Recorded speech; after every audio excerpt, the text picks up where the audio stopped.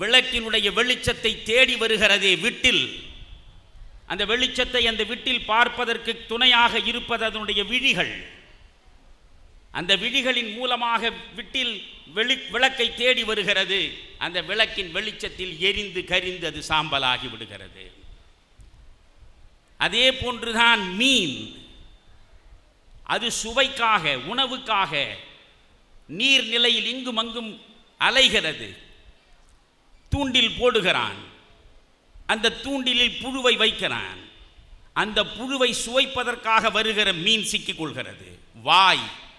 வாய் தருகிற சுவை மீனை அழித்து விடுகிறது.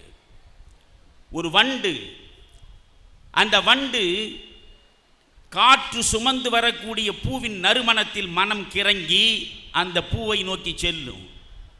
இந்த பூ இப்படி விரிந்து கிடக்கும், குறிப்பாக சண்பகப்பூ. அப்படி விரிந்து கிடக்கிற இந்த சண்பகப்பூவில் வண்டு உள்ளே போய் உட்காரும். அதனுடைய நறுமணத்திலேயே மனம் முழுவதையும் இழந்து மயங்கி கிடக்கும். பிறகு விரிந்து கிடக்கிற சண்பகப்பூவினுடைய இதழ்கள் குவிந்து விடும். குவிந்து விட்ட பூவுக்குள்ளேயே சிறைப்பட்டு அந்த வண்டு செத்து போகும். இப்படி பார்த்தால் விலங்குகளுக்கு ஒரு பொறியின் மூலமாகத்தான் அழிவு இருக்கிறது. ஆனால் மனிதனுக்கு 5 பொறிகளின் மூலமும் அழிவை ஆண்டவன் வைத்திருக்கிறான் என்று ஆதிசங்கரர் சொல்கிறார்.